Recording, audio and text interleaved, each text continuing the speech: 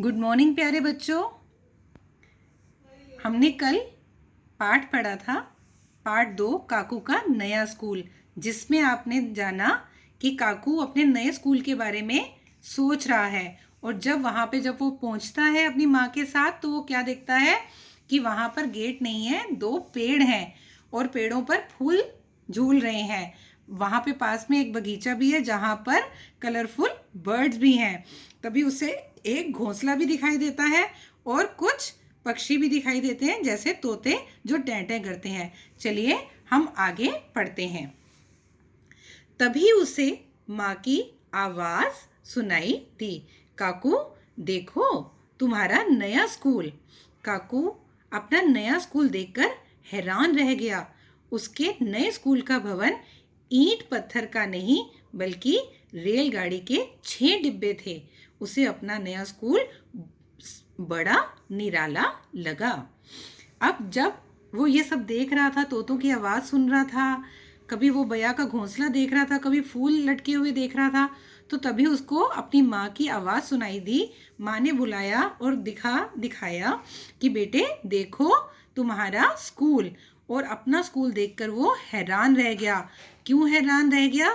क्योंकि उसका स्कूल कोई ईंट पत्थर की बिल्डिंग नहीं थी, बल्कि क्या था, रेलगाड़ी के 6 डिब्बे। और उसे अपना स्कूल बहुत प्यारा और बिल्कुल डिफरेंट सा लगा। As you can see in the picture, आपको दिखाई दे रही है ना रेलगाड़ी। यस, इस तरह की रेलगाड़ी ही उसका स्कूल था। रेलगाड़ी के पहले डिब्बे में उसके नए स्कूल की बड़ी मैडम बैठी थी। उन्होंने मुस्कुराकर काकू को अंदर बुलाया। अब जब वो आगे गए तो रेलगाड़ी के पहले डिब्बे में बड़ी मैडम बैठी थी। बड़ी मैडम कौन होती हैं? प्रिंसिपल मैम होती हैं। उन्होंने बड़े प्यार से और मुस्कुराते हुए काकू को अंदर बुलाया। काकू को लगा अब उससे ढेर सारे सवाल पूछे जाएंगे, मगर नहीं। बड़ी मैडम ने कहा, काकू तुम अपने बारे में जो कुछ बताना चाहते हो बताओ। अब काकू को थोड़ा सा डर लग रहा था। जैसे हम भी कभी नई जगह पे जाते हैं तो हमें लगता है ना कि हमें क्या पूछेंगे, नए स्कूल में जाते हैं तब भी हमें थोड़ा सा डर लगता है। तो काकू को भी थोड़ा सा डर लग रहा था कि अब उसकी प्रिंसिपल उससे क्या पूछेंगी। पर प्रिंसिपल मैम ने क्या कहा कि तुम कुछ बताओ अपने बारे में जो तुम बताना चाहते हो। काकू पहले तो झिझका, अब उसे थोड़ी सी हेजिटेशन हुई। फिर उसने बड़ी मैडम को ढेर सारी बातें बताई। देर तक काकू की बातें सुनने के बाद बड़ी मैडम काकू को उसकी कक्षा में ले गई। अब थोड़ा तो उसे शुरू में अजीब सा लगा, क्योंकि जब हम नए लोगों से मिलते हैं तो हमें थोड़ा सा अजीब लगता है, हम उनसे डर के मिलते हैं। इसी तरह से काकू को भी थोड़ा थोड़ा डर लगा। फिर थोड़ी देर बाद वो प्रिंसिपल मैम को सारी अपने बारे में बातें बताने लगा।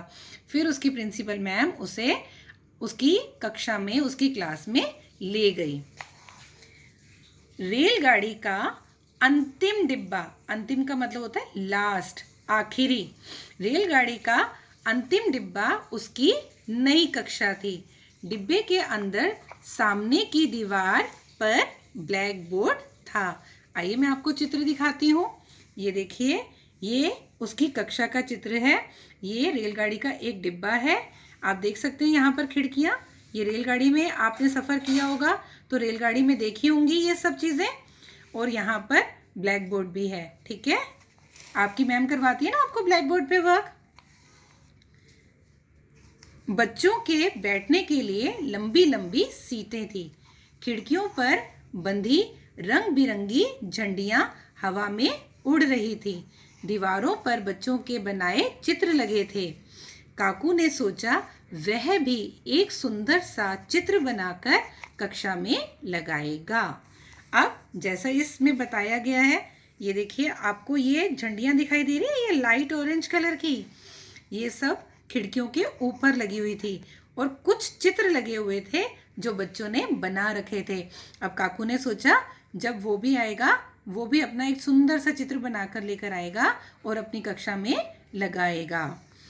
कक्षा में बैठे बच्चे काकू को देखकर कहने लगे, हमारे पास आओ काकू, हमारे पास बैठो काकू। काकू सोचने लगा, इन्हें मेरा नाम कैसे मालूम हुआ। तभी माँ की आवाज़ सुनाई दी, काकू जल्दी उठो, नए स्कूल नहीं जाना क्या। काकू ने सोचा, काश मेरा सपना सच हो जाता।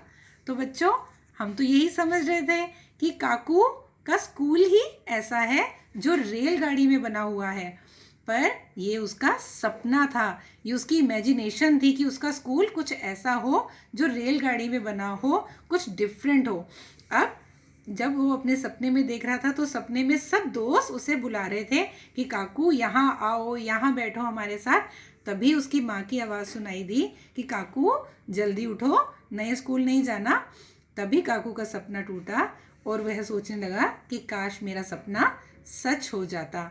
बच्चों, आपको ये कहानी कैसी लगी? आपको भी लग रहा है ना कि आपका भी स्कूल कुछ ऐसा ही हो, रेलगाड़ी के डिब्बे में? यस। चलिए, अब आप इस स्टोरी को, इस पाठ को पूरी तरह से पढ़ेंगे और इसका अध्ययन करेंगे। धन्यवाद।